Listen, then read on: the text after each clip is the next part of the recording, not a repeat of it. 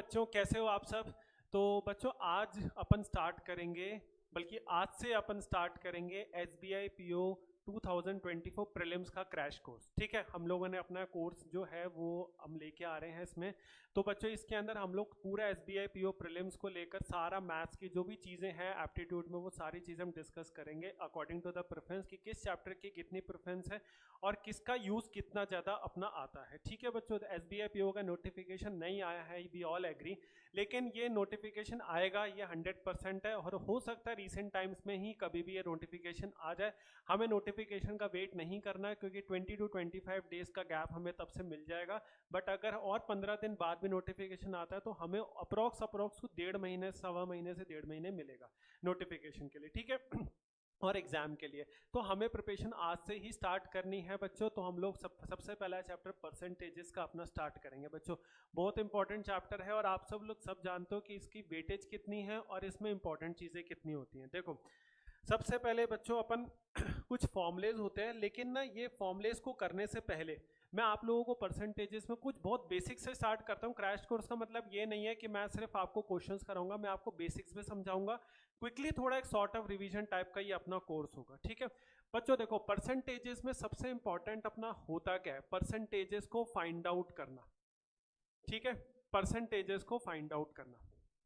अगर मैं आपसे ये बोलूं, क्योंकि परसेंटेज का जो चैप्टर है वो profit loss, simple interest, compound interest, ratios और DI और भी बहुत ज़्यादा जगह काम आता है, इवन सिंप्लीफिकेशन के चैप्टर में भी। ठीक है, तो देखो करते कैसे हैं। परसेंटेजेस का मतलब बच्चों क्या होता है, वैल्यू पर 100। ठीक है, मतलब कोई भी वैल्यू है, अगर मैंने उसको लिखा 60%, परसेंटेजेस और रेशियोज का बड़ा एक आपस में मेल जोल रहता है। ठीक है, 60% को अगर मुझे फ्रैक्शंस में चेंज करना है तो बच्चों अपन क्या करेंगे, परसेंटेज की वैल्यू को फ्रैक्शंस में लेके आना है तो अपन क्या करोगे, अपॉन में 100 कर दोगे। ठीक है, तो ये चीज जो है वो कितनी हो जाएगी, 3/5 हो जाएगी। और अगर आपको इसी फ्रैक्शन को दोबारा परसेंटेज में बनाना है तो कितना हो जाएगा, इंटू 100 करोगे तो कितना हो जाएगा, 60% हो जाएगा।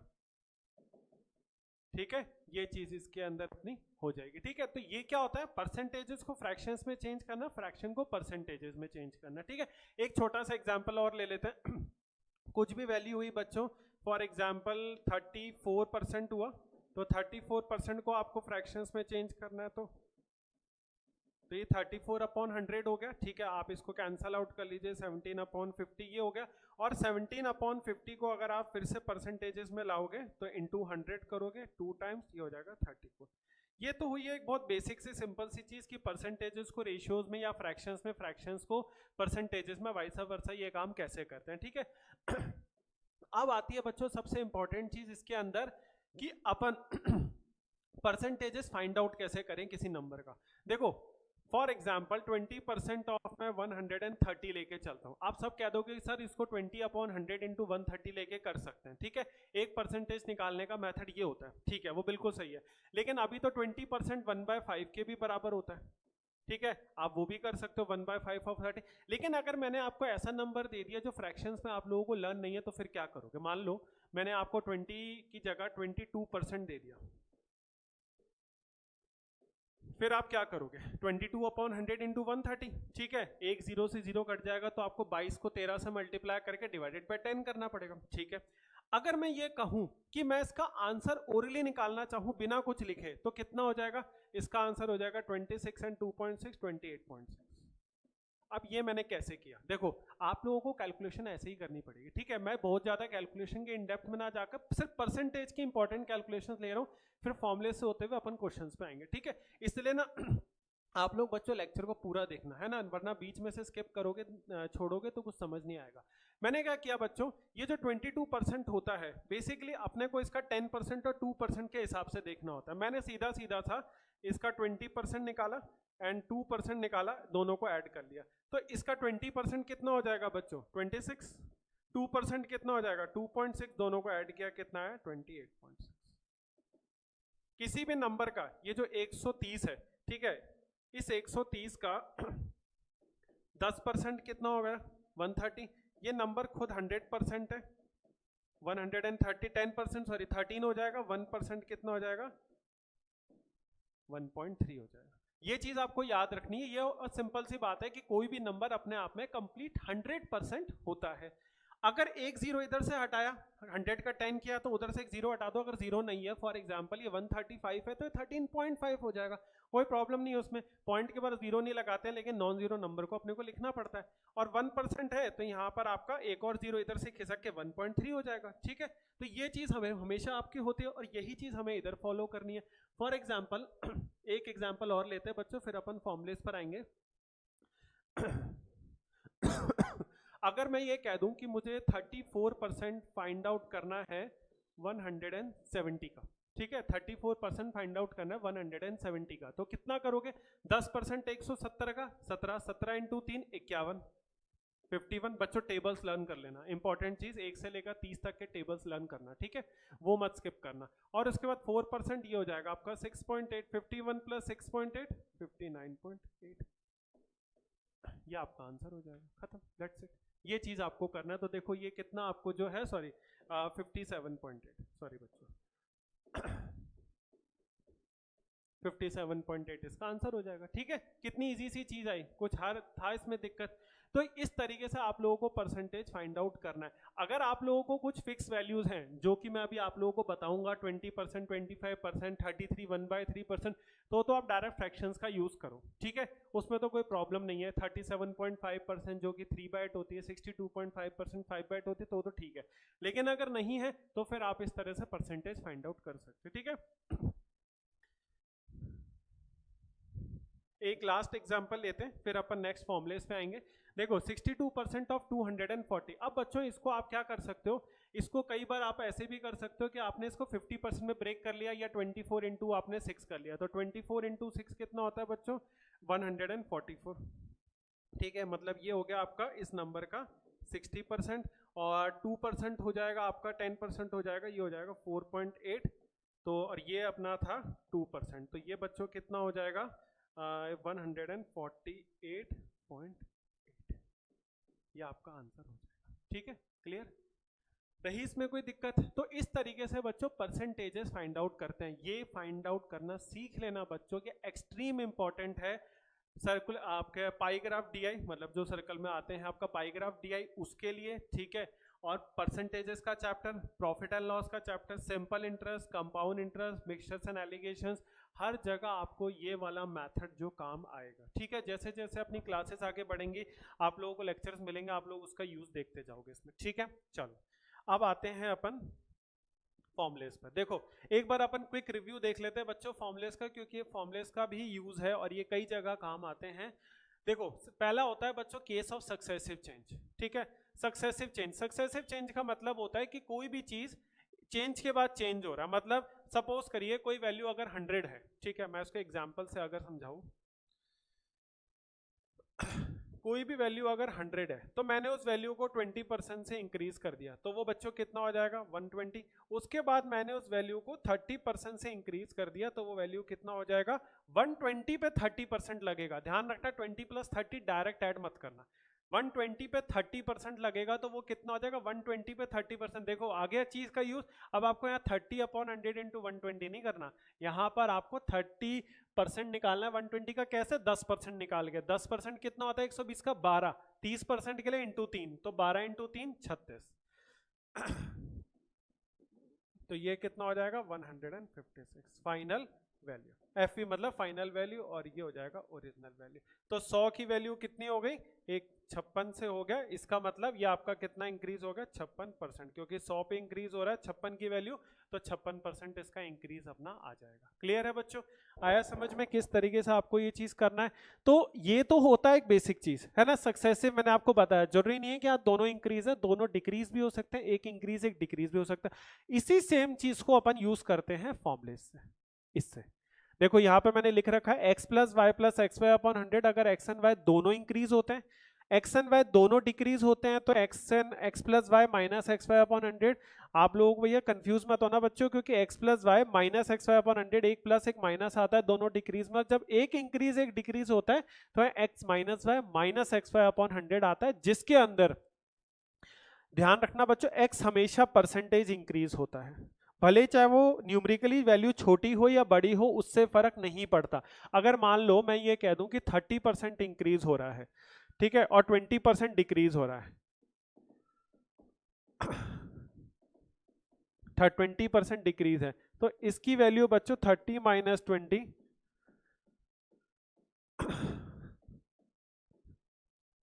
ये चीज इसके अंदर आपकी हो जाएगी। 30 माइनस 20 10 माइनस का 6, तो ये हो जाएगा प्लस का 4%। इसका मतलब नेट वैल्यू 100 से कितनी हो रही है, 104 हो रही है, 4% से इंक्रीज हो रही है। लेकिन अगर मैंने ये बोल दिया कि 30% से वो डिक्रीज हो रही है, 20% से आपकी इंक्रीज हो रही है, तो आप करेंगे बच्चों 20 माइनस का 30, 20 इंटू 30 अपॉन 100, तो ये हो जाएगा आपका 10 माइनस का 6, तो माइनस का 16%, यानी 100 की वैल्यू हमारी कितनी हो जाएगी, 84 हो जाएगी। ठीक है बच्चों, यानी देखो यही चीज लिखिए, इन दिस केस का मतलब है थर्ड वाले के अंदर if the final value is percentage is positive then the price is increase, यानी जैसे यहाँ पे पॉजिटिव वैल्यू आई तो प्राइस इंक्रीज हो गई, 100 का 104 हो गया। और अगर उसके बाद डिक्रीज हुई जैसे यहाँ पे माइनस 16 आई, तो यहाँ पर प्राइसेस डिक्रीज अगर नेगेटिव वैल्यू होती है तो। ठीक है, ये चीज इसका मतलब है। तो जहां जहां सक्सेसिव का केस आएगा वहां वहां ये चीज होगा, और इसका एप्लीकेशन भी होता है, वो मैं आपको क्वेश्चंस में समझाऊंगा कि किस तरीके से अपने को लगाना है ये फॉर्मूला, डायरेक्टली कहाँ लगा सकते हैं। देखो हो सकता है एग्जामिनर आपको बहुत ही अच्छे मूड में हो तो डायरेक्ट ये स्टेटमेंट लिख के दे दे भाई, और आपको डायरेक्ट ये फॉर्मूला लगाना है। ठीक है, ये चीज आप डायरेक्ट ये फॉर्मूला लगा दोगे, बट आजकल के केसेस में डायरेक्ट स्ट्रेट फॉरवर्ड ऐसे क्वेश्चंस नहीं आते हैं, इनके एप्लीकेशंस आपको एग्जाम के अंदर देखने को मिलेंगे। ठीक है बच्चों, और अगर 3 प्राइस से कंटिन्यूसली इंक्रीज हो रही है तो आप लोगों को ये वाला फॉर्मूला जो है वो लर्न करना है, x plus Y plus Z plus X Y plus Y Z plus Z X upon 100 plus X Y Z upon 10,000 हो जाएगी वैल्यू ये टोटल। तो ये 3 सक्सेसिव वैल्यूज के लिए है, ये जो भी ऊपर फॉर्मूले थे ये 2 सक्सेसिव केस के लिए। ठीक है बच्चों, चलो नेक्स्ट फॉर्मूले की तरफ बढ़ते हैं। अब देखो, if a price of a commodity is increase by x% then the reduction in the consumption so as to not increase the expenditure is. देखिए बच्चों इसके अंदर क्या बोलना चाह रहा है, एक बार क्विक रिवीजन देखते हैं इस फॉर्मूले का। Expenditure is equals to price into consumption. ठीक है, expenditure is equals to price into consumption. Suppose करो कि भाई अपना जो पेट्रोल है वो 100 रुपीज पर लीटर के अकॉर्डिंग है। ठीक है, अपनी कंजप्शन है 1 लीटर, तो अपना खर्चा हो गया 100 रुपए का। अब हुआ क्या, पेट्रोल की प्राइस 10% से बढ़ गई। ठीक है, 110 रुपए पर लीटर हो गई, लेकिन अपने पास तो भैया जेब में अभी भी ना 100 रुपए ही है खर्चा करने के लिए। तो डेफिनेटली बच्चों हमारी जो वैल्यू होगी वो कितनी होगी, 100 अपॉन 110 जो हम खर्चा कर सकते हैं, मतलब 100 अपॉन 110 जो पेट्रोल हमें मिलेगा। डेफिनेटली 1 लीटर से कम वो पॉइंट्स में वैल्यू आएगी, तो ये वैल्यू होगी, क्योंकि देखो 100 अपॉन 110 कहाँ से आया, 110 से 110 कटा, 100 से 100 ही आई। इसका मतलब जो कंजप्शन हमारी हो गई वो 10 अपॉन 11 हो गई, और जो कंजप्शन 1 थी हमारी वो कितनी थी, हमारी 1 लीटर। ठीक है, तो यहाँ पर अपन परसेंटेज डिक्रीज निकालेंगे। एक ओवरऑल फॉर्मूले का जो कोर है ना वो ये चीज समझाना चाह रहा है, लेकिन आपको ये चीज करने की जरूरत नहीं है। आप डायरेक्टली जितना ये परसेंटेज इंक्रीज हो रहा है 10%, ये x की वैल्यू 10% आप डायरेक्ट यहाँ रखोगे। 10 100 प्लस 10 110 मल्टीप्लाई बाय 100, 0 से 0 कटेगा, ये हो जाएगा आपका 100 अपॉन 11, जिसकी वैल्यू होती है आप सब लोगों को पता है 9/11 या 9.09। नहीं पता बच्चों तो अभी जस्ट आप लोगों को नेक्स्ट ही मैं ये बताऊंगा कि ये वैल्यूज कुछ रिटर्न है, वो आप लोगों को लर्न करना है। ठीक है, क्लियर है भाई, आया सबको समझ में, है ना? और समझ में आ रहा है तो बच्चों वीडियो को लाइक कर दो यार, है ना, और चैनल को सब्सक्राइब करो। और सेम चीज़ है कि अगर कमोडिटी में प्राइस डिक्रीज हो रही है, 100 का पेट्रोल 90 से डिक्रीज हो गया, मतलब 90 हो गया, 10% डिक्रीज हो गया, तो डेफिनेटली 100 रुपये मेंटेन करने के लिए अब अपने को 1 लीटर से ज़्यादा वैल्यू मिलेगी।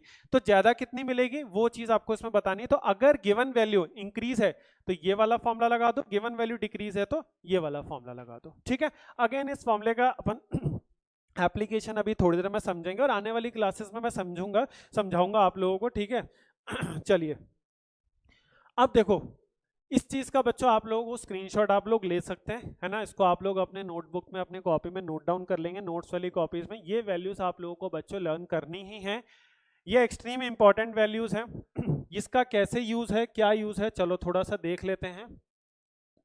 जैसे देखो मैंने आपको बताया 1/2 है फ्रैक्शंस में, तो बच्चों यहाँ पर सीधा सीधा सा अगर आप देखोगे 50%, तो 50% को अगर मैं उसमें चेंज करूंगा 50/100 तो कितना हो जाएगा 1/2 इसकी वैल्यू हो जाएगी। सिमिलरली इसी तरीके से ये 1/3 है, 33 1/3 यानी ये कितना होता है 100/3% हो जाता है, तो यानी 100/3 इंटू 1/100 कैंसल आउट हो जाएगा, तो कितना हो जाएगा 1/3 इसकी वैल्यू हो जाएगी। ठीक है बच्चों, इसी तरीके से ये चीज होगी, इसमें ज्यादा कुछ नहीं है, लेकिन आप लोगों को ये इतना दिमाग नहीं लगाना, ये वैल्यूज बच्चों आप लोगों को पूरे का पूरा लर्न जो है एज इट इज आपको करना है। ठीक है, ये पूरी वैल्यूज आप लोग चाहो तो उसका स्क्रीनशॉट ले सकते हो वीडियो को पॉज करके। ठीक है, और इसके बाद ये वाली वैल्यूज, ठीक है, ये कुछ वैल्यूज लर्न करनी है आप लोगों को, ये बहुत ज़्यादा इंपॉर्टेंट है। यूज़ मैं आपको बताता जाऊंगा, अगर आप लोगों को पहले से लर्न है तो वेल एंड गुड, ठीक है, नहीं है तो आप लोगों को ये लर्न करने हैं। ठीक है, चलिए अब आते हैं बच्चों अपन मेन कहानी पर, क्वेश्चन से स्टार्ट करते हैं, क्योंकि अल्टीमेटली जो अपना टारगेट है वो यही है कि अपन क्वेश्चंस करें। बट ये कुछ बेसिक चीज़ें थी जो मुझे आप लोगों को करवानी थी, और वो मैंने आप लोगों को सारी चीज़ें बताई। अब देखिए पहला क्वेश्चन है आज का, a student was asked to measure the length and breadth of a rectangle. By mistake, he measured the length 20% less and the breadth 10% more if its original area is 200 centimeter square. Find the area after this measurement. ठीक है, देखो बच्चों इस question को करने के ना दो तरीके हैं। पहला तरीका है कि आप लेंथ एंड ब्रेड्थ को कुछ वैल्यू अज्यूम कर लें, ठीक है, और उसके अकॉर्डिंग क्वेश्चन को कर ले, दैट इज परफेक्टली फाइन। एक तरीका और है कि जो मैंने आपको अभी ये फॉर्मूला बताया था, ये वाला, ये तीन फॉर्मुलेज में से according to the increase and decrease ये फॉर्मुले लगेंगे। अब ये फॉर्मुले कैसे लगेंगे, आप कहोगे सर आपने तो बोला था कि सक्सेसिव के हैं, अब देखो ये फॉर्मूला कैसे लगे। जहां पर भी बच्चों समझो इस तरीके का मैथमेटिकल कोई रिलेशन होता है, A = B × C, जहां पर A B C कोई भी तीन क्वांटिटीज हैं, दो मल्टीप्लाई हो रही हैं, उसका रिजल्टेंट A जो है वो LHS में आ रहा है। ठीक है, राइट हैंड साइड की अगर दोनों क्वांटिटीज में कुछ भी चेंज होता है, मान लो जी ये दोनों परसेंटेज इंक्रीज है, तो फर्स्ट वाला फॉर्मूला लगाएंगे x + y + xy/100। दोनों डिक्रीज हो रहे हैं तो हो जाएगा x + y - xy/100, और अगर एक इंक्रीज है एक डिक्रीज है तो आप थर्ड वाला फॉर्मूला लगाएंगे x - y - xy/100। ठीक है, ये चीज आप लोगों को इसमें करनी है। तो यहां पर क्यों फॉर्मूला लगा रहे हो ये वाला, वो इसलिए लगा रहे हैं भाई क्योंकि अपने पास जो फॉर्मूला है एरिया ऑफ रेक्टेंगल का, वो क्या है, area of rectangle = length × breadth होता है। तो यहां पर लेंथ उसने कितने से इंक्रीज किया, लेंथ को उसने मेजर किया है 20% लेस, और ब्रेड्थ को जो उसने मेजर किया 10% मोर। तो यानी एक इंक्रीज हो रहा है एक डिक्रीज हो रहा है। तो जब एक इंक्रीज होता है एक डिक्रीज होता है, तो भाई मैंने आप लोगों को क्या बोला था, हमेशा आप लोग कौन सा फॉर्मूला लगाओगे बच्चों, x - y माइनस का xy/100, ये लगाओगे नहीं लगाओगे, लगाओगे। तो इसमें हमेशा पहले वाली वैल्यू कौन सी होती है, इंक्रीज वाली। तो इंक्रीज वाली यहां पर कौन सी है, 10 माइनस का 20 माइनस का 10 × 20 डिवाइडेड बाय 100। इसमें ना बच्चों आप लोगों को वैल्यू अज्यूम करने की जरूरत नहीं पड़ेगी। ठीक है, मैं आप लोगों को एक नया मेथड बता रहा हूँ, 10 - 20 माइनस का 10 माइनस का 2 तो माइनस का 12%। इसका मतलब जो आपका रिजल्टेंट एरिया होगा, जो नया एरिया आएगा वो 12% से कम होगा। तो ओरिजिनल एरिया तो इसने दे रखा है हमारे को 200 सेंटीमीटर स्क्वायर, तो न्यू एरिया कितना हो जाएगा इसका 12%। 12% कम कर दो तो कितना कम हो जाएगा, 24 कम हो जाएगा कितने में से, 200 में से, तो कितना आ जाएगा 100 सेंटीमीटर स्क्वायर, 176 सेंटीमीटर स्क्वायर, ये हो जाएगा आपका आंसर। ठीक है, देखो इसमें वैल्यू अज्यूम करने की जरूरत नहीं पड़ी। ठीक है, अगर आप लोग इस वाले मेथड से करते हो और आपको ये बहुत अच्छे से याद है तो आप लोग इस पे स्टिक रह सकते हो। आप इसको 10 × 10 मान ले, कोई फर्क नहीं पड़ता, रेक्टेंगल है, आप इक्वल लेंथ भी मान सकते हो। ठीक है, तो एक केस में हो जाएगा आपका 20% कम हो गया तो 8 हो जाएगा, और एक केस में ये हो जाएगा 110 हो जाएगा। ये आपका 100 था और 110 नहीं हो जाएगा, 11 हो जाएगा, और ये हो जाएगा आपका 88 हो जाएगा। तो आप वही सेम चीज देखोगे 12% से कम हो गया। ठीक है, इसलिए क्या है कि, लेकिन मैं इस मेथड को प्रेफर करता हूं क्योंकि जहां पर भी इस तरीके का एप्लीकेशन आता है ना, मैंने अभी आपको बोला था कि मैं इस फॉर्मूले का एप्लीकेशन बताऊंगा, यही इस फॉर्मूले का एप्लीकेशन है। ठीक है, A = B × C, right hand side में अगर आपकी दोनों एंटिटीज चेंज हो रही हैं, तो LHS की जो क्वांटिटी है वो कितना % से चेंज होता है। तो बच्चों जहां जहां पर इस तरीके का रिलेशन लगेगा ना, वहां वहां आपका ये फॉर्मूला काम आएगा। मैं आपको इसके और क्वेश्चंस आने वाले लेक्चर्स में करवाऊंगा, ठीक है। समझ में आई चीज, क्लियर है। 176 कैसे आया। चलो नेक्स्ट क्वेश्चन की तरफ बढ़ते हैं। देखो बच्चों, सैलरी वाले क्वेश्चन, इस टाइप के क्वेश्चन बच्चों बाइफरकेशन वाले क्वेश्चंस बहुत आते हैं एग्जाम में। देखो बाइफरकेशन का मतलब है कि उसने कोई एक सैलरी दे दी, कोई बंदा अपनी सैलरी का कुछ हिस्सा कहीं डिवोट कर देता है, बाकी का बचा हिस्सा कहीं और दे देता है, फिर रिमेनिंग सैलरी को सेव कर लेता है, या एक्सपेंसेस होते हैं। तो इस तरीके के क्वेश्चंस को कैसे करते हैं। देखो इस टाइप के क्वेश्चंस हमेशा दो तरीके के होते हैं कि सैलरी को या तो वो फ्रैक्शनल वैल्यूज में डिवाइड कर रहा है या सैलरी को परसेंटेजेस में डिवाइड कर रहा है, ठीक है। तो ये क्वेश्चन में बोल रहा है कि अरुण एक बंदा है भाई, 32% अपनी इनकम को वेरियस एक्सपेंसेस में लगा देता है। अब क्वेश्चन ध्यान से पढ़ना, of the remaining, of the remaining का मतलब क्या है बच्चों, बची हुई इनकम का। अगर वो यहां बोल देता ऑफ हिज सैलरी, अगर रिमेनिंग वर्ड हटा देता तो आप टोटल सैलरी का आगे का बाइफरकेशन करते, लेकिन उसने ऑफ द रिमेनिंग बोला, तो इसका मतलब आपको बची हुई सैलरी का परसेंटेज निकालना है या फ्रैक्शंस में डिवाइड करना, ठीक है। तो वो चीज है। अब ऐसे सिनेरियो में अपन क्या करेंगे बच्चों, टोटल सैलरी को 100 लेंगे।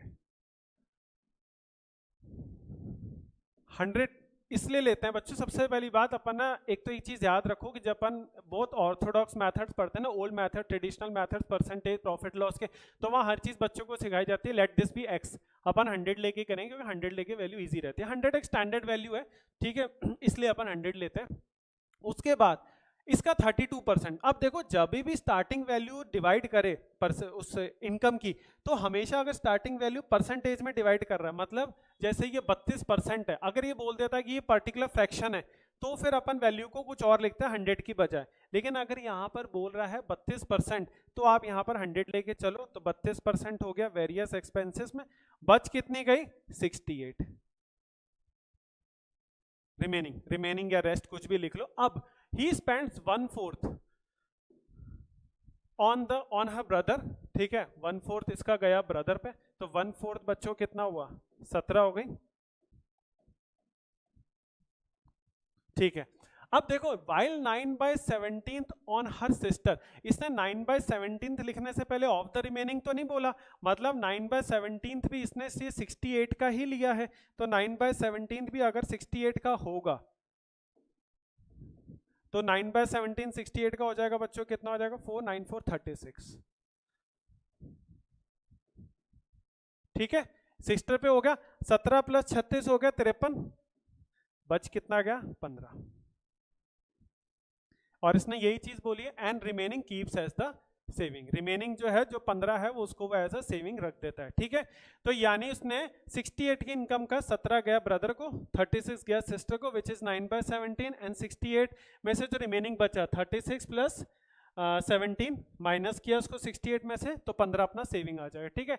If the difference between his money spends on the brother and sister is 3800, देखो अब यूनिटरी मेथड का यूज आएगा, ब्रदर एंड सिस्टर का डिफरेंस, तो ब्रदर एंड सिस्टर का डिफरेंस कितना हो जाएगा 36 - 17 कितना हो जाएगा बच्चों 19, तो वो किसके बराबर है, देखो ये आपकी एक्चुअल वैल्यू है 3800, क्या रिप्रेजेंट करती है डिफरेंस किसका, ब्रदर एंड सिस्टर का, तो वो एक्चुअल वैल्यू है उसको राइट हैंड साइड में रखो। ये वैल्यूज क्या है अज्यूम्ड वैल्यूज को, क्या आप अज्यूम कर रहे हो तो उसको LHS में रखो, क्योंकि कॉरस्पॉन्डिंगली दोनों चीजें सेम वैल्यू को रिप्रेजेंट करती है, ठीक है।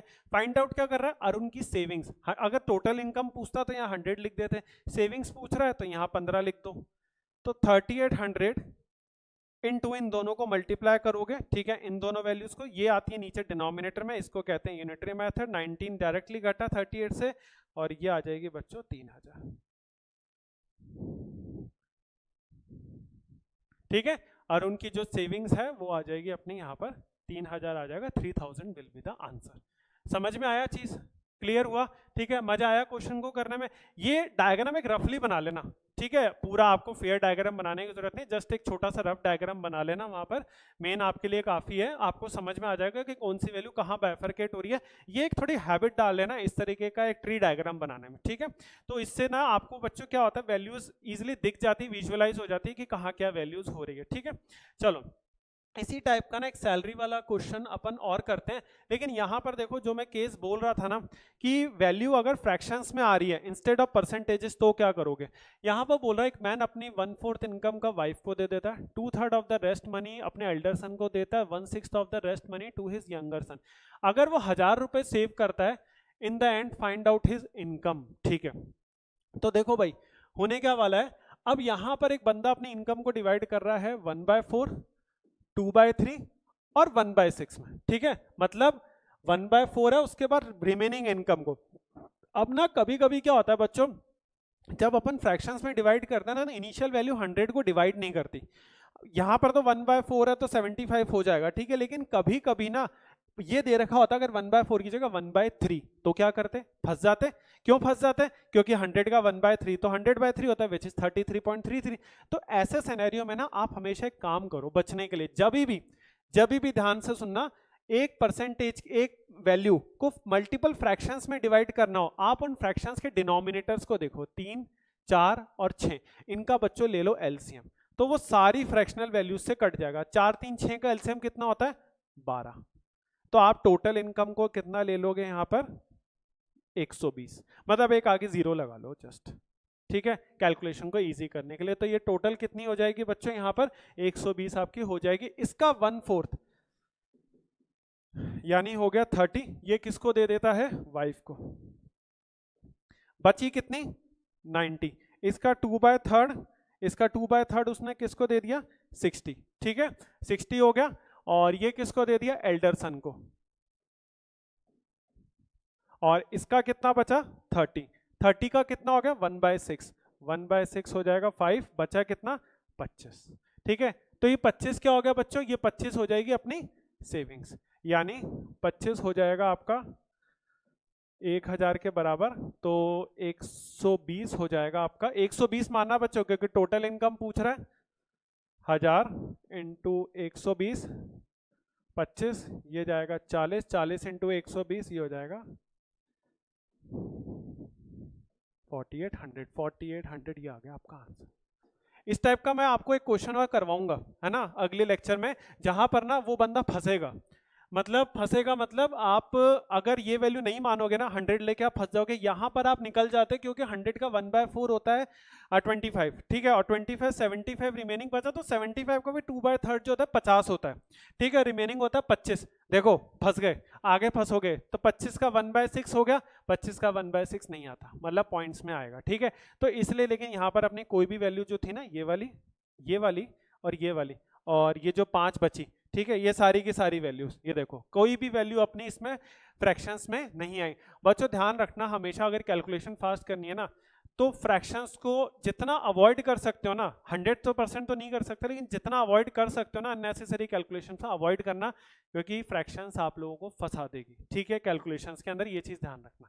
ठीक है, क्लियर है। सैलरी वाले क्वेश्चंस अपन और भी करेंगे, ठीक है, आप लोग बस लगे रहो, टिके रहो, मैं आपको सारे टाइप के क्वेश्चंस जो है वो मैं करवाऊंगा अपने लेक्चर्स में। अब देखिए बच्चों, यहाँ पर एक अपने को क्वेश्चन दे रखा है, Sudha decided to donate 12% of her monthly income to an orphanage. On the day of donation, she changed her decision and donated a sum of rupees 4800, which was equals to 80% of what she had decided earlier. What is the 27% of her monthly income? देखो बहुत simple सी चीज है, जब भी सबसे पहले percentage में दिमाग में आता है कि स्टार्टिंग कैसे करना है, स्टार्ट करना है 100 लेकर। ठीक है, मैक्सिमम 90% क्वेश्चन 100 लेके हो जाते हैं। तो उसकी इनकम कितनी है, 100। सुधा की जो इनकम है वो है 100, तो उसने डोनेट कितना करना था, डोनेट अर्लियर, ठीक है 12, लेकिन उसने डोनेशन किया कितना, 80% of what she had decide earlier. तो पहले उसने कितना डिसाइड किया था, 12, इसका 80% कितना हो जाएगा बच्चों, 9.6। देखो अब इसका 80% मैंने वैसे ही निकाला, अब 80% यानी 10% कितना होता है, 1.2, 8%, 12 इंटू 8, 96, मतलब पॉइंट लगाना है तो 96 आ गया। बच्चों ये जो मैथड्स है ना, यही आपकी स्पीड को बढ़ाएंगे, आप लोगों को ये चीज समझनी है।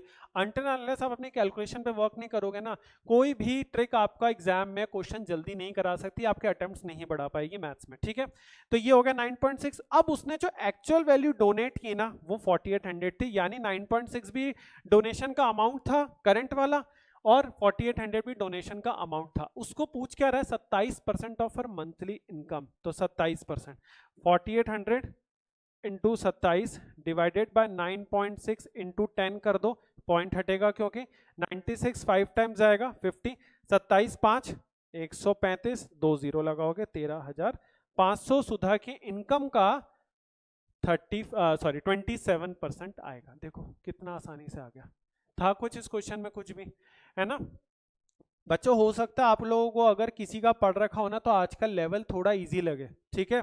ये धीरे धीरे अपन लेवल को जो है ना वो इंक्रीज करते जाएंगे, क्योंकि मैंने आपको बोला कि मैं सिर्फ आपको 5-7 क्वेश्चन करवा के क्रैश कोर्स नहीं करवाऊंगा, मैं आप लोगों को स्टार्टिंग से करते हुए, कि अगर आप इस लेक्चर्स को स्टार्टिंग से देख रहे हो, 0 लेवल से स्टार्ट करो तो भी आप इस लेक्चर्स को देख सकते हो, ठीक है। तो ये अपना आंसर है। आई होप बच्चों सबको समझ में आ गया, क्लियर हो गया किस तरीके से चीज को करना है। चलो नेक्स्ट क्वेश्चन पे आते हैं, और ये है बच्चों आज का आखिरी क्वेश्चन है, ठीक है।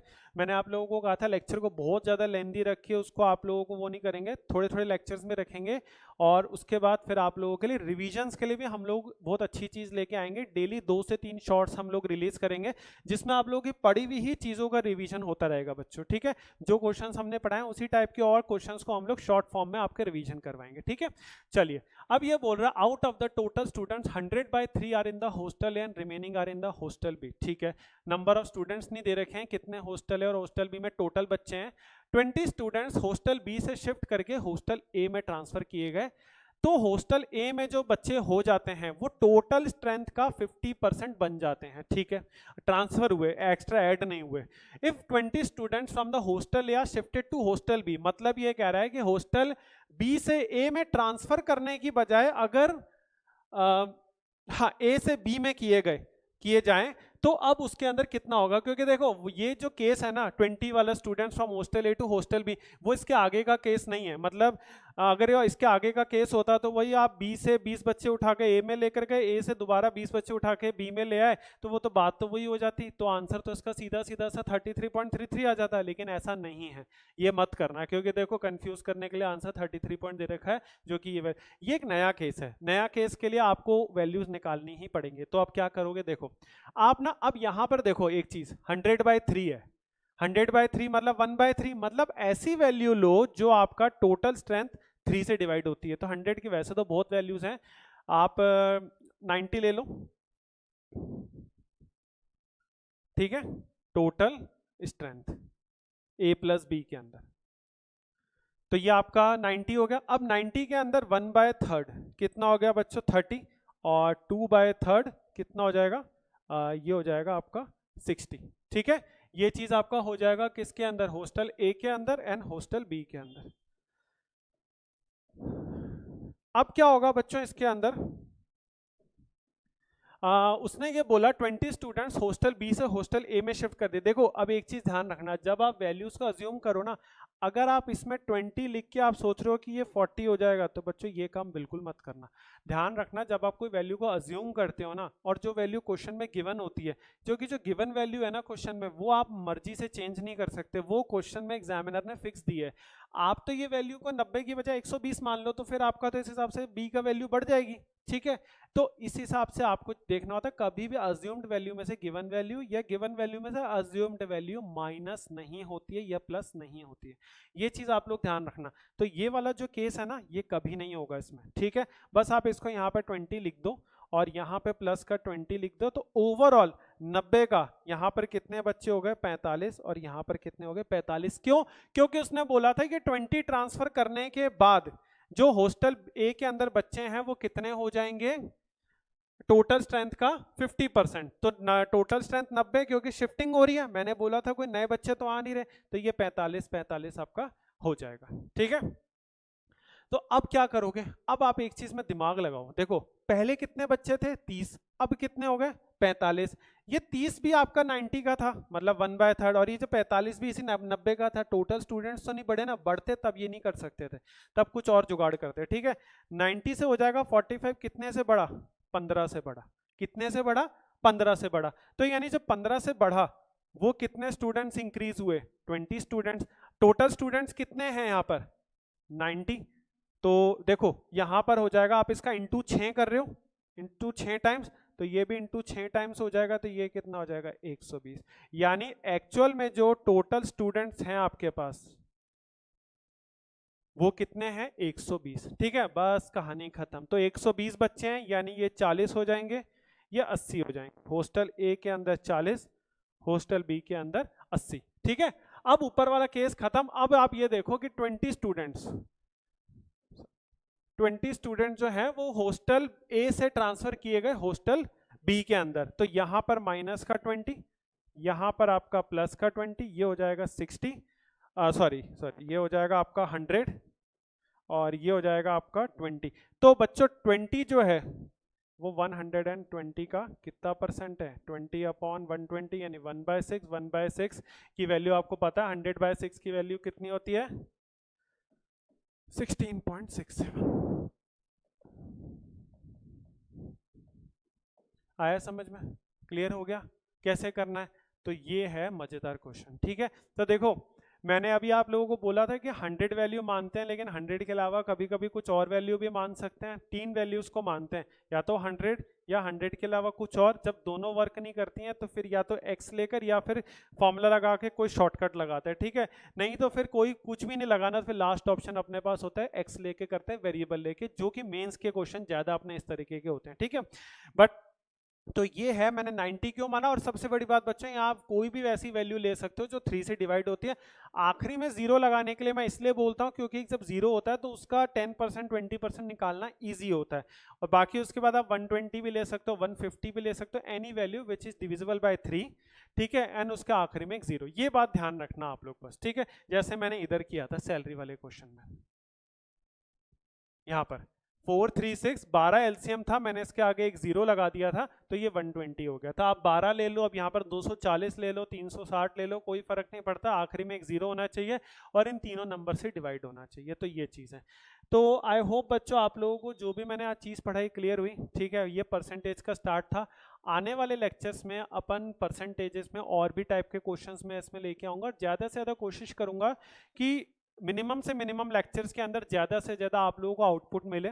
ठीक है, ज़्यादा से ज़्यादा पूरे आपके रिसोर्सेज आप लोगों को मिले, और मैक्सिमम टाइप के क्वेश्चंस जो भी एग्जाम में आते हैं वो हम सारे के सारे कवर अप करें। ठीक है बच्चों, तो आप लोगों से हम नेक्स्ट लेक्चर में मिलते हैं, जिसमें परसेंटेजेस का पार्ट 2 करेंगे और डिफरेंट टाइप के क्वेश्चंस हम करेंगे। और अगर आप लोगों को वीडियो पसंद आई हो तो बच्चों वीडियो को लाइक जरूर कर देना, चैनल को सब्सक्राइब जरूर कर देना। मिलते हैं हम आप लोगों से नेक्स्ट वीडियो में। Till then, thank you.